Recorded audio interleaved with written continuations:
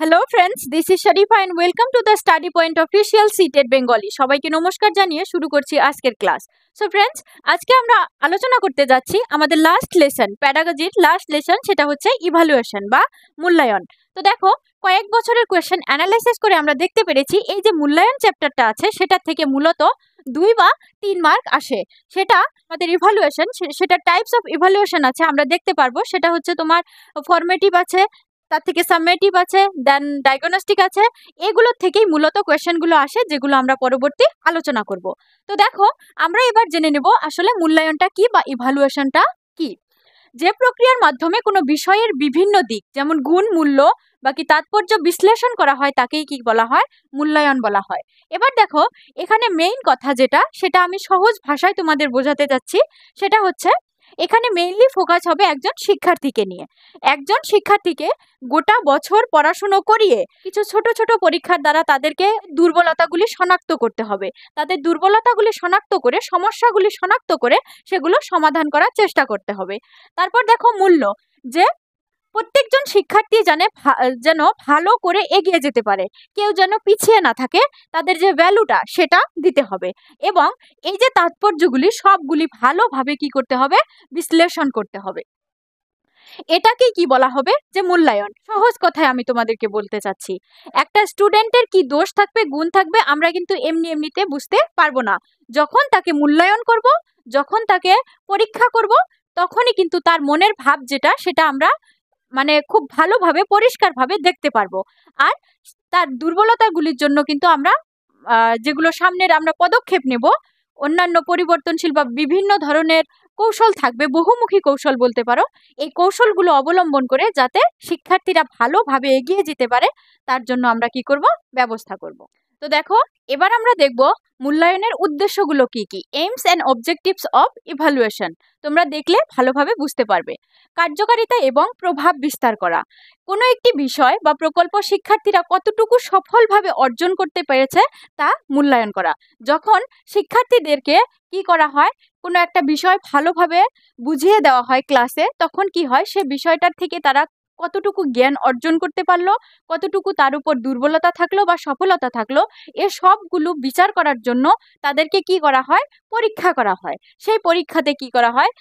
দেখা হয় যে তাদের কি কি দুর্বলতা থাকলো বা তারা কতটুকু অর্জন করতে পেরেছে। সেটাকেই বলা হচ্ছে যে তোমার কার্যকারিতা এবং প্রভাব বিস্তার করা।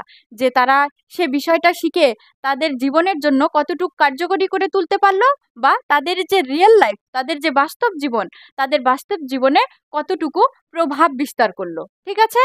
তারপর দেখো 2 নম্বরে, উন্নতির জন্য ক্ষেত্র চিহ্নিত করা। এটাকে আমরা কিভাবে বুঝবো? দেখো, শিক্ষার্থীদের দুর্বলতা এবং সমস্যাগুলি চিনাক্ত করে সেগুলি উন্নতি করার জন্য ব্যবস্থা করা। দেখো, আমরা পড়তেই বুঝতে পাচ্ছি যে শিক্ষার্থীরা, ছোট ছোট বাচ্চা, তারা প্রথম থেকে নিজেদের জন্য কিছু বোঝে না বা জানে না। আমাদেরকে বিষয় পড়াতে হবে, বোঝাতে হবে ও বাস্তব জীবনের সঙ্গে সঙ্গতি রেখে তাদেরকে এগিয়ে যেতে সাহায্য করতে হবে। সেক্ষেত্রে আমাদের কি করতে হবে, যে যারা শিক্ষকরা থাকবে তাদেরকে, তাদের যে দুর্বলতা থাকতেই পারে, স্বাভাবিক থাকাটা, তো এই যে দুর্বলতা বা সমস্যাগুলি, এগুলো ভালো করে চিনাক্ত করতে হবে, যত্ন সহকারে চিনাক্ত করে কি করতে হবে, তা সেগুলি উন্নতি করার জন্য ব্যবস্থা নিতে হবে। এই যে উন্নতির জন্য যে চিহ্নিত করা তাদের সমস্যা বা দুর্বলতাগুলি, এটাই হচ্ছে এটার জন্য মেন পয়েন্ট। তারপর দেখো, 3 নম্বরটি আছে ভবিষ্যতের জন্য পরিকল্পনা করা। আমি আগেও বলেছি, এখনো বলছি, যে বাচ্চারা হচ্ছে একটা ঘরের ভিটি স্বরূপ। যদি আমরা ভিটিটা ভালোভাবে মজবুত করতে পারি, ঘরটা অটোমেটিক মজবুত হবে। তো তার জন্য কি করা দরকার, যে তাদের ভবিষ্যতের যে পরিকল্পনাটা এখন থেকেই তাদের ভালোভাবে করতে হবে। তখন কি হবে, এই যে ভবিষ্যতের যে পরিকল্পনাটা এখন থেকে ভালোভাবে করলে তারা বড় হয়ে সহজেই তাদের জীবনটা ভালোভাবে গুছিয়ে নিতে পারবে। তারপর দেখো, পরবর্তী অভিজ্ঞতা থেকে শিক্ষা নিয়ে ভবিষ্যতের কর্ম পরিকল্পনা তৈরি করা। হ্যাঁ, বড় হয়ে যেগুলো তারা বড় বড় কাজ করবে, ঠিক সেগুলোর জন্যই এখন যে ছোট ছোট কাজের আরম্ভণিটা করতে হবে বা শুরুটা করতে হবে, খুব ভালোভাবে করতে হবে। তারপর দেখো, 4 নম্বরে আছে সিদ্ধান্ত গ্রহণে সহায়তা করা। দেখো, কোনো একটি বিষয় বোঝানোর পর বিষয়টি আরো বোঝাতে হবে কিনা বা তাতে কোনো পরিবর্তনের প্রয়োজন আছে কিনা, সে বিষয়ে সিদ্ধান্ত নিতে সহায়তা করে। আমি বললাম যে যেটা বাচ্চা দেখা গেল যে একটা বিষয় বোঝানোর পর সে 100% বুঝেছে, তাকে আর বুঝিয়ে দেওয়ার দরকার নেই। এবার বাচ্চাদেরকে আবার জিজ্ঞেস করার পর যদি কেউ বলে হ্যাঁ আমার এখানে একটু অসুবিধা আছে, সেখানে একটু অসুবিধা আছে, সে বিষয়গুলো কি করতে হবে, শিক্ষককে পুনরাবৃত্তি করতে হবে, সেগুলো আবার বুঝিয়ে দিয়ে তাদের। এখানে একটা নোট আছে, সেটা হচ্ছে মূলত শিক্ষকদের জন্য আমরা বলতে পারি। সেটা কি রকম দেখলেই বুঝতে পারবে তোমরা, যে মূল্যায়নের মাধ্যমে প্রাপ্ত তথ্য সিদ্ধান্ত গ্রহণ এবং ভবিষ্যৎ কর্মপরিকল্পনা তৈরিতে সহায়ক ভূমিকা পালন করে। এটি একটি গুরুত্বপূর্ণ প্রক্রিয়া যা বিভিন্ন ক্ষেত্রে উন্নতির জন্য পথ দেখা যায়। দেখো এখানে শিক্ষকদের জন্য আমি আগেই বলেছি, তো শিক্ষকরা প্রাপ্ত যে তথ্যগুলো গ্রহণ করে বাচ্চাদের ক্ষেত্রে, যে কার কতটুকু দুর্বলতা থাকলো, কার কতটুকু সমস্যা থাকলো, এটা আমরা কিভাবে সমস্যাগুলো সমাধান করব, এটা হচ্ছে প্রাপ্ত তথ্য।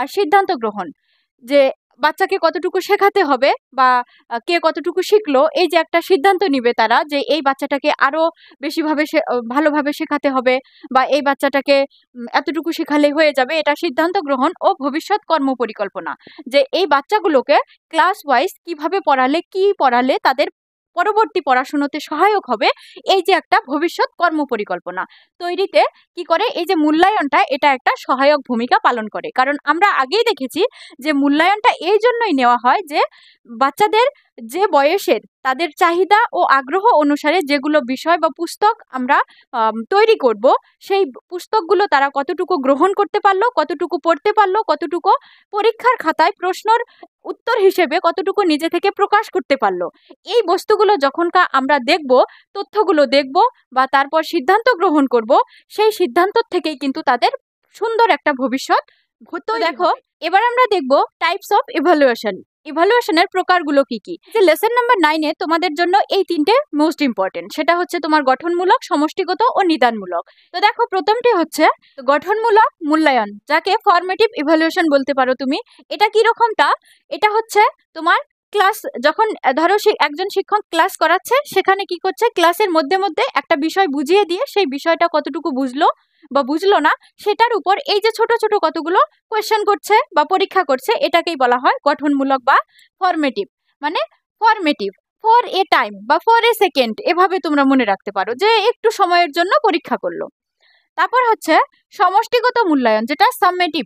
সাবমেটিভ দেখো, সাবমেটিভ যেটা বছরের শেষে নেওয়া হয় বা বড় করে পরীক্ষা নেওয়া হয়, এটা হচ্ছে সমষ্টিগত। এখানে কি থাকবে, শর্ট টাইপ কোশ্চেন থাকবে, ভেরি শর্ট টাইপ থাকবে, শর্ট টাইপ থাকবে, দেন লং টাইপ থাকবে। এটা একটা লম্বা পরীক্ষা বলতে পারো, যেটাকে তো আমরা কি করি 2 ঘন্টা বা 3 ঘন্টার পরীক্ষা নেই, সেটা হচ্ছে সমষ্টিগত। তুমি এইভাবে মনে রাখলে বেশি মনে রাখতে পারবে। তারপর দেখো 3 নম্বরটা, সেটা হচ্ছে নিদানমূলক মূল্যায়ন, ডায়াগনস্টিক টেস্ট। তো দেখো এবার আমরা ভালোভাবে দেখবো যে গঠনমূলক মূল্যায়ন বা ফরমেটিভ ইভালুয়েশনটা কি। সাধারণত একটি কোর্স চলাকালীন অবস্থাত, ডিউরিং দ্য পেরিয়ড, তুমি বলতে পারো ডিউরিং দ্য ক্লাস পিরিয়ড, শিক্ষার্থীদের মাঝে মাঝে যে পরীক্ষা করা হয় সেটাকে বোঝায়। যেটা আমি বললামই, যে একটা বিষয় পড়াচ্ছে, পড়ানোর মধ্যে মধ্যে কি করছে, শিক্ষকে সে বিষয়টার উপর ছাত্রছাত্রীদেরকে কোয়েশ্চেন করছে, এটা গেল একটা। তারপর দেখো এই মূল্যায়ন গোটা বছর চলতে থাকে, কন্টিনিউয়াস প্রসেস, এটাকে বলতে পারো তোমরা কন্টিনিউয়াস প্রসেস, যেটা চলতেই থাকে। এরকম না যে 2 দিন পরীক্ষা নিলাম শেষ হয়ে গেল, এরকমটা না। এটা কি হয়, গোটা বছর জুড়ে যেরকম ভাবে শিক্ষকেরা ছাত্রছাত্রীদেরকে এগুলো পড়াতে থাকে বিষয়গুলো, তো এই বিষয়গুলোর উপরে তারা কিন্তু ছোট ছোট কিছু টেস্ট নিতেই থাকে। এরকম হতে পারে যে before the final examination also, final এক্সামের আগে আগেও দেখা যায় যে তাদের জন্য ছোট ছোট কত পরীক্ষা শিক্ষকেরা নিয়ে থাকে। সেই জন্য এটাকে কি বলা হয়, কন্টিনিউয়াস প্রসেস। তারপর দেখো মূল্যায়নের পরে শিক্ষকের শিক্ষার্থীর উন্নতি বা মডিফাই করার জন্য কি করে, একটা ফিডব্যাক দেওয়া দেখা যায়। এটা তো দিতেই হবে, না হলে তো বাচ্চারা বুঝবে না। তারা কি হবে, এই যে ছোট ছোট পরীক্ষাগুলো দিচ্ছে, দেখা যাচ্ছে কোনো স্টুডেন্ট 30 থেকে 29 পেলো, 1 মার্ক কেন ঘাটতি হলো বা 1 মার্ক কেন কাটা গেল, সে কোনটা বুঝলো না, সেটা কি করবে, বাচ্চাদেরকে ভালোভাবে বোঝাবে। তারপর দেখা যাবে 30-এর থেকে কোনো স্টুডেন্টরা 15 পেতে পারে বা 20 পেতে পারে। এই যে বাচ্চাদের দুর্বলতা বা ঘাটতিগুলো যে পূরণ করবে তারা, সেগুলো করার জন্যই কি করে, বাচ্চাদেরকে ফিডব্যাক দেয়। ফিডব্যাক দিয়ে পরবর্তীতে কি করে, তাদেরকে ভালোভাবে বুঝিয়ে তাদের সমস্যাগুলি সমাধান করার চেষ্টা করে। এবার আমরা দেখব যে গঠনমূলক মূল্যায়নের কিছু উদ্দেশ্য।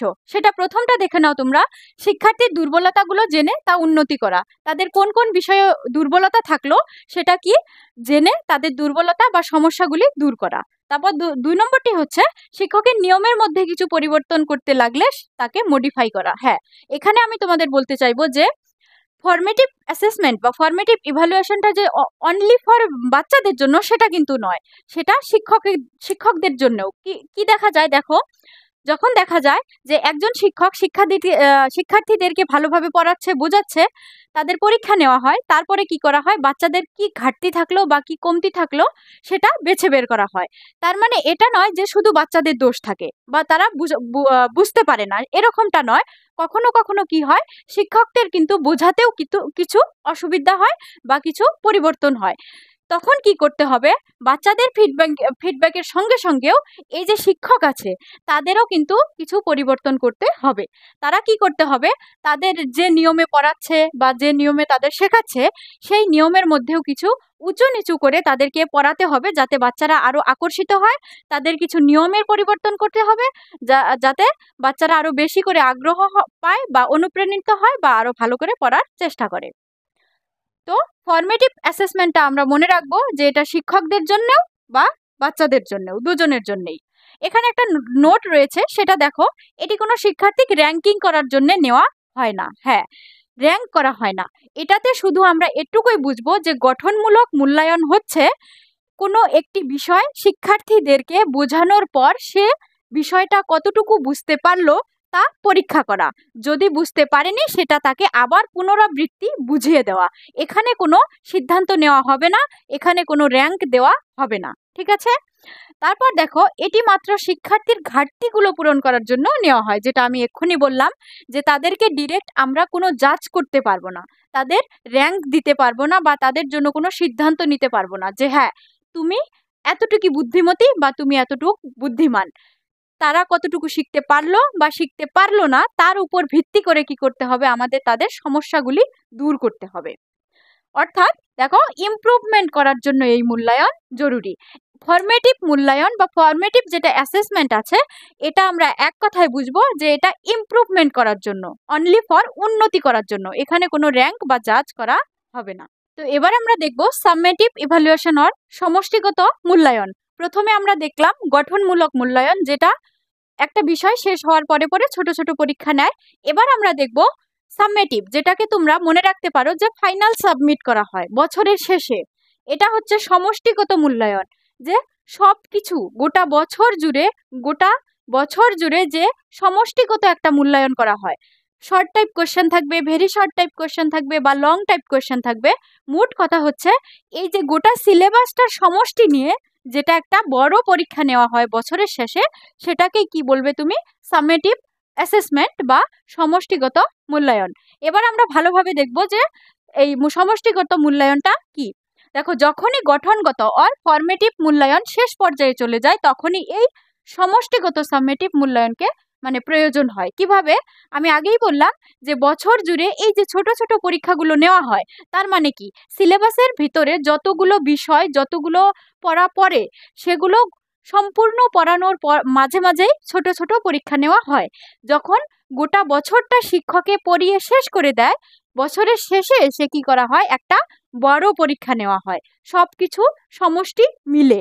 তখন এটাকে কি বলা হয়, সামেটিভ পরীক্ষা বলা হয় বা সামেটিভ মূল্যায়ন বলতে পারো তুমি এটাকে। 2 নম্বরে আছে, এই মূল্যায়ন একটি বছর বা একটি নির্দিষ্ট সময় শেষে শিক্ষার্থীদের পারদর্শিতা পরিমাপ করার জন্য সংগঠিত করা হয়।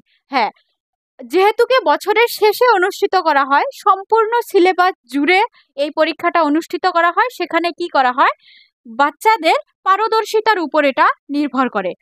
তারা এতদিন যে ছোট ছোট পরীক্ষাগুলো দিয়ে আসছে তার পরিবর্তে এখন যে তারা একটা বড় পরীক্ষা দিতে চলেছে, তারা কিভাবে পারদর্শিতা করবে সেটাকে কি করা হয়, দেখায়। এখানে বলা হয়েছে অর্থাৎ end of the year or semester বলতে পারো, যে একটা বড় পরীক্ষা দেয় তারা সবকিছু মিলিয়ে। তারপর এটির মাধ্যমে শিক্ষার্থীরা কতটুকু নলেজ, স্কিল এবং প্রফিসিয়েন্সি অর্জন করলো তা জানা যায়। এই যে গোটা বছরটা যে তারা পড়াশুনো করলো, প্রত্যেকটা বিষয়ের উপরে তারা কতটুকু নলেজ, কতটুকু জ্ঞান আহরণ করলো, কতটুকু দক্ষতা, স্কিল আহরণ করলো, এগুলো আমরা কি করতে পারবো, এখান থেকে জানতে পারবো। মোট কথা হচ্ছে সাবমেটিভ ইভ্যালুয়েশনটা, যেটা তোমার ফাইনাল সাবমিট বলতে পারো তুমি, যে একটা শ্রেণীর থেকে আরেকটা শ্রেণীতে যখন তাদের কি করা হবে, প্রমোট করে দেওয়া হবে বা পাশ করিয়ে দেওয়া হবে, সেটা তো ছোট ছোট পরীক্ষা নিয়ে পাশ করিয়ে দেওয়া যায় না।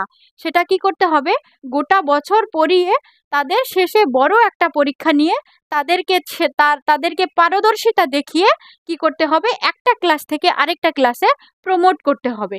তুমি এইভাবে মনে রাখতে পারো যে একটা ক্লাস থেকে আরেকটা ক্লাসে প্রমোট করার জন্য যে একটা বড় পরীক্ষার দরকার বা সম্পূর্ণ সিলেবাস নিয়ে একটা পরীক্ষা নেওয়ার দরকার, সেই পরীক্ষাটা তাকেই বলা হয় সমষ্টিগত মূল্যায়ন। সমষ্টিগত মূল্যায়ন বা সাবমেটিভ ইভালুয়েশনের কিছু উদ্দেশ্য থাকে। সে প্রথমটি উদ্দেশ্য হচ্ছে এটি বছরের শেষে মূল্যায়ন করা হয়। এটা আমি আগেও বলেছি যে গোটা বছরটা পড়ানোর পরে এটাকে কি করা হয়, বাচ্চাদেরকে বড় একটা পরীক্ষা নেওয়া হয়। 2 নম্বরটি আছে শিক্ষার্থীকে এটিতে ফার্স্ট, সেকেন্ড, লাস্ট এটসেট্রা বলে র্যাঙ্কিং করা হয়। হ্যাঁ, আমরা দেখেছি যেটা গঠনমূলক তোমার মূল্যায়ন আছে, সেটাতে কিন্তু বাচ্চাদেরকে র্যাঙ্কিং করা হয় না। সেটাতে কি দেখা হয়, যে বাচ্চারা কতটুকু শিখতে পারলো আর কতটুকু তাদের ঘাটতি থাকলো সেটা পূরণ করার জন্য। কিন্তু এখানে কিন্তু সম্পূর্ণটাই আলাদা। গোটা বছর পড়াশোনা করার পরে তাদের বড় একটা পরীক্ষা নিয়ে দেখা হয় যে তারা কতটুকু শিখতে পারলো বা কতটুকু আয়ত্ত করলে পারলো। তো দেখো তখন কি করা হয়, যে এই যে আয়ত্ত করেছে, তারা আয়ত্ত করার থেকে কতটুকু পরীক্ষার খাতায় প্রকাশ করতে পেরেছে, তার উপর তাদের কি করা হয়, ফার্স্ট, সেকেন্ড অ্যান্ড লাস্ট বলে তাদের র্যাঙ্ক দেওয়া হয়।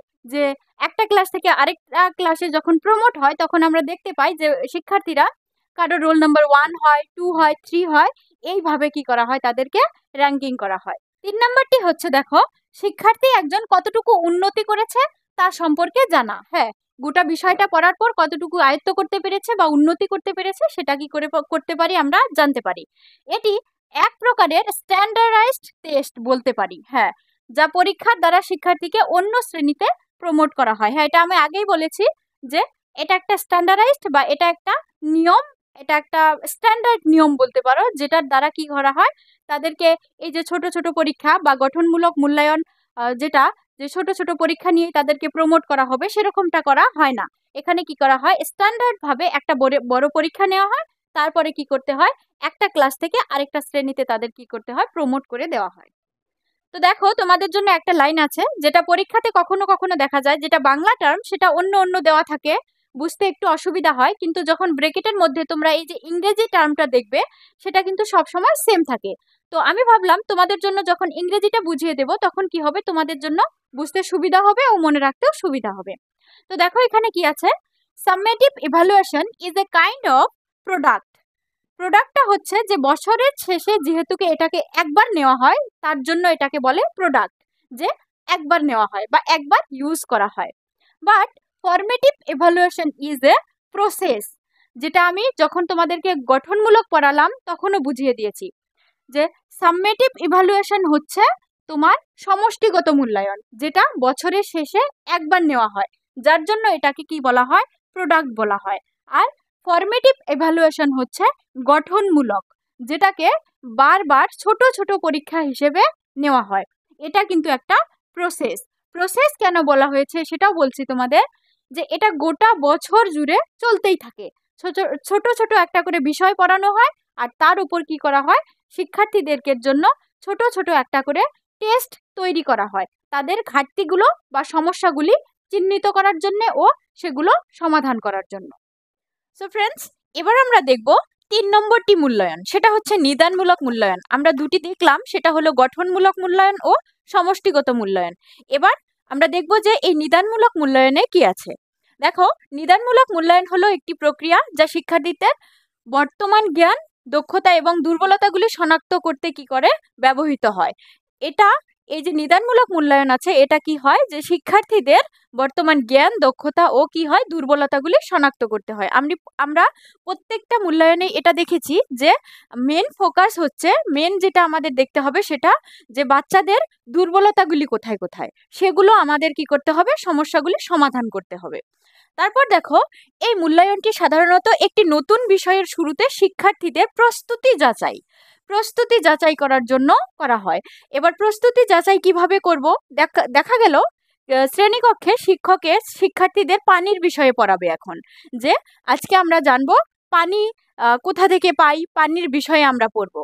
তো দেখো, প্রস্তুতি যাচাই এখানে বলা হয়েছে যে প্রস্তুতি যাচাই, এই প্রস্তুতি যাচাইটা করার জন্য কিছু ছোট ছোট কোয়েশ্চেন করবে। সেরকম হতে পারে শিক্ষার্থীদেরকে বলবে যে আচ্ছা বলো তো আমরা পানি কোথা থেকে পাই, বা তোমরা পানি বাড়িতে কিসের থেকে সংগ্রহ করো। কেউ হয়তো কলের থেকে সংগ্রহ করবে, কেউ টেপের থেকে সংগ্রহ করবে, এইরকম ভাবে অ্যান্সার দিবে বাচ্চারা। তারপরে হয়তো বলবে যে আচ্ছা বলো তো পানির আরেকটা নাম কি, সেটা জল বলে দিলেই হলো।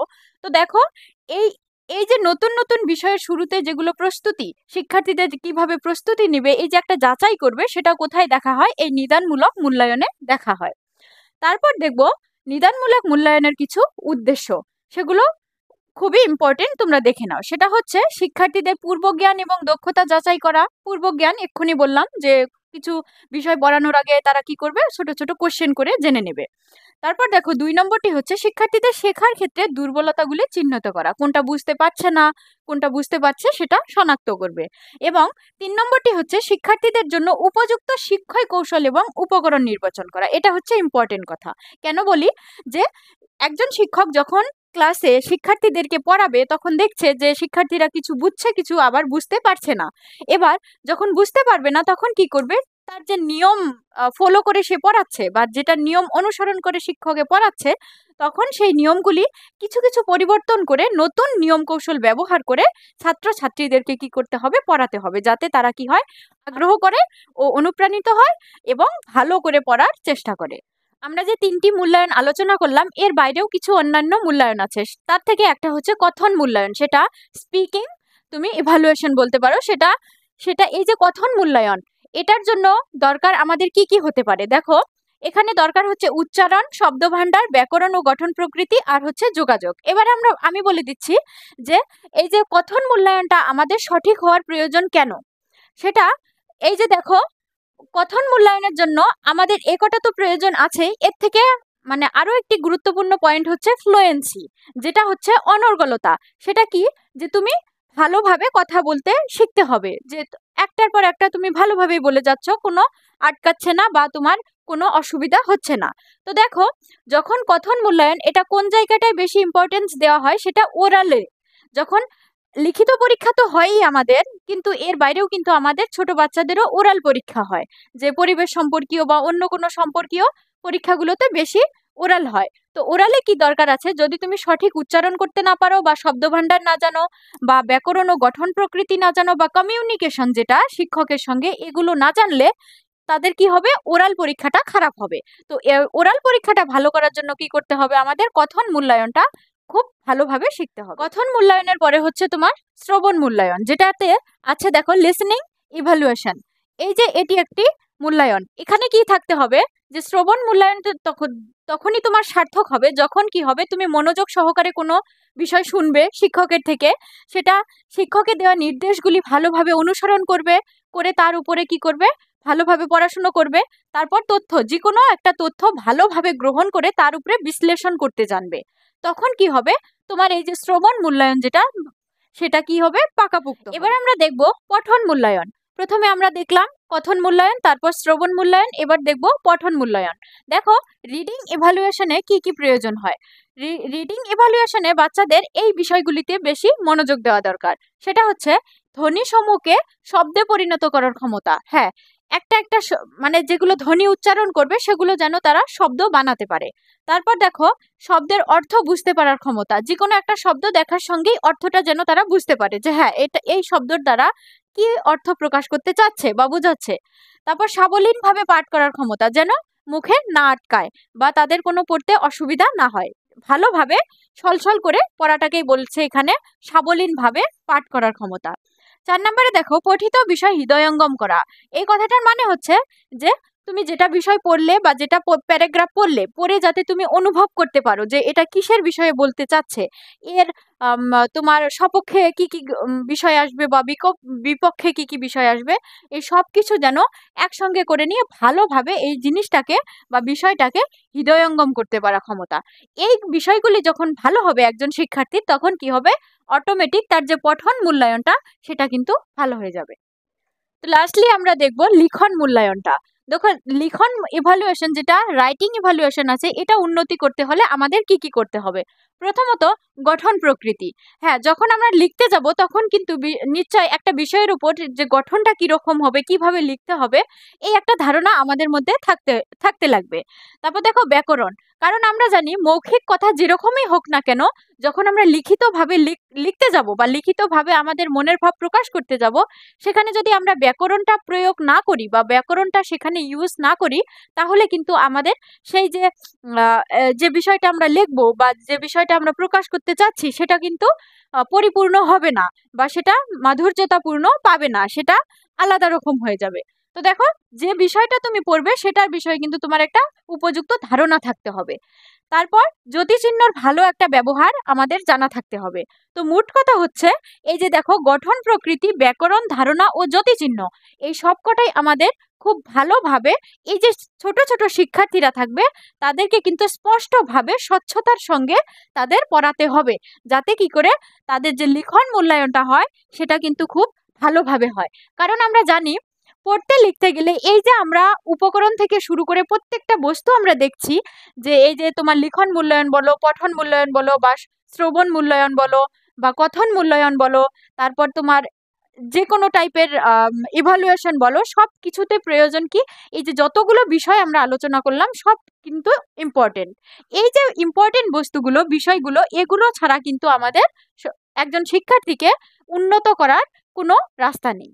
সো ফ্রেন্ডস, এবার আমরা এসেছি এই লেসনটির শেষের দিকে, মূল্যায়নের গুরুত্ব বা ইম্পর্টেন্স অফ ইভালুয়েশন। প্রথমত, শিক্ষার্থীদের অগ্রগতি পরিমাপ বলতে কি বুঝবে, যেটা আমি অলরেডি বলেই দিয়েছি। সেটা হচ্ছে যে শিক্ষার্থীদের যে কিভাবে আমরা সমস্যাগুলি সমাধান করব, তাদের দুর্বলতাগুলি শনাক্ত করব, তাদেরকে জীবনে এগিয়ে যেতে সাহায্য করব। বাকি তারা যখন সেকেন্ডারি এডুকেশন নিতে যাবে, তখন তাদের যেন এই যে শিক্ষা ব্যবস্থাটা যেন সহজসাধ্য হয়ে ওঠে, এই তার জন্য যেটা অগ্রগতি, সেটা কি করা হয়, মূল্যায়নের দ্বারা পরিমাপ করে তাদেরকে শুধরিয়ে এগিয়ে যেতে সাহায্য করা হয় এবং শিক্ষণ পদ্ধতি উন্নতি করতে সহায়তা করে। দেখো, এই যে মূল্যায়ন, এটা কি হয়, যখন শিক্ষকেরা পড়ায় বা পরীক্ষা নেয়, তারপরে কি হয়, তাদের যেটা ফিডব্যাক দেওয়া হয়, ফিডব্যাকের জরিয়তে তারা শিক্ষকদের, আমি আগেও বলেছি যে এই যে মূল্যায়নটা আছে, এটা হচ্ছে শিক্ষক এবং শিক্ষার্থী সবারই জন্য, উভয়েরই জন্য এটা একটা ফিডব্যাক, যে শিক্ষার্থীরা কিরকম বুঝতে পারছে ক্লাসে, এবং শিক্ষকেরা কেমন ভাবে পড়াচ্ছে। তারা কিন্তু মানে দুই পক্ষ যে আছে, এদিকে শিক্ষক এদিকে শিক্ষার্থী, দুজনেই কি করে, নিজেদের ফিডব্যাক নিজেরা যখন দেখতে পায়, তখন নিজেদের রাস্তা নিজেরাই পরিবর্তন করে বা নিজেদের কৌশল পদ্ধতিগুলো পরিবর্তন করে এগিয়ে যেতে থাকে। ঠিক আছে? তারপর দেখো, মূল্যায়ন শিক্ষকের কর্মদক্ষতা বিচার করে, যেটা বললাম, যেটা শিক্ষকরা নিজেরাও মানে সেটা বুঝতে পারে যে আমরা কিভাবে পড়াচ্ছি বা স্টুডেন্টকে কিভাবে পড়িয়েছি, সে পরীক্ষাতে কতটুকু তার কর্মদক্ষতা, মানে লিখন যেটা দক্ষতা বা তার যতটুকু জ্ঞান সে কিভাবে প্রকাশ করতে পারলো, বা আমি কতটুকু বুঝিয়েছি, এবার আমাকে কিভাবে বুঝাতে হবে, আরো তার দুর্বলতাগুলি আমি কিভাবে শনাক্ত করব, করে এই যে দুর্বলতা বা সমস্যাগুলি কিভাবে সমাধান করব, এই যে কথাগুলো, এগুলো কি হয়, এই মূল্যায়নের পরে কিন্তু শিক্ষকের নিজের কর্মদক্ষতাটা বুঝতে পারে ও শুধরিয়ে নিতে পারে। তারপর দেখো, উন্নয়নের সুযোগ চিহ্নিত করায় সাহায্য করে। তো শিক্ষকেরাও ভালোভাবে পড়ায় পরবর্তীতে, এবং ছাত্রছাত্রীরাও কি হয়, অধিক অনুপ্রাণিত হয়ে আরো এগিয়ে যেতে থাকে। ফ্রেন্ডস, দেখো, আমি তোমাদেরকে যেভাবে বলেছিলাম সেভাবে আজকে কি হলো, আমাদের 9টা ক্লাস পূর্ণ হলো। তো প্যাডাগজির যে 9টা চ্যাপ্টার ছিল সেটা আমরা আজকে শেষ করলাম। তো দেখো, এই যে তোমরা ভিডিওগুলো যেগুলো থাকবে প্লে লিস্টে, সেগুলো কি করবে, তোমরা স্কিপ না করে ভালোভাবে সবগুলো দেখে নেবে। কারণ দেখো, এখন আমরা আলোচনা করব প্যাডাগজির কিছু কোয়েশ্চেন অ্যান্সার। এই যে কোয়েশ্চেন অ্যান্সারগুলো যখন আমরা আলোচনা করব, তখন ডিরেক্টলি যখন তোমরা কোয়েশ্চেন অ্যান্সারগুলো সলভ করতে যাবে, কিছু কিছু বস্তু তোমরা বুঝতে পারবে না। তার জন্য কি হবে, এই যে আমরা ক্লাসগুলো করলাম, এই যে আলোচনাগুলো করলাম বিষয়গুলো, বা চ্যাপ্টারগুলো, এগুলো যখন তোমরা একটু ভালোভাবে ধৈর্য সহকারে স্কিপ না করে মনোযোগ দিয়ে পড়বে, তখন দেখবে তোমার সঙ্গে সঙ্গে পড়াটাও হয়ে যাবে, সঙ্গে সঙ্গে তোমরা কোশ্চেন অ্যান্সারগুলো খুব দ্রুতভাবে সেগুলো কি করতে পারবে, সমাধান করতে পারবে, যেটা তোমাদের জন্য সুবিধা হবে। সো আজকের ভিডিওটা ভালো লেগে থাকলে লাইক, কমেন্ট, শেয়ার ও সাবস্ক্রাইব করে দিও। ধন্যবাদ।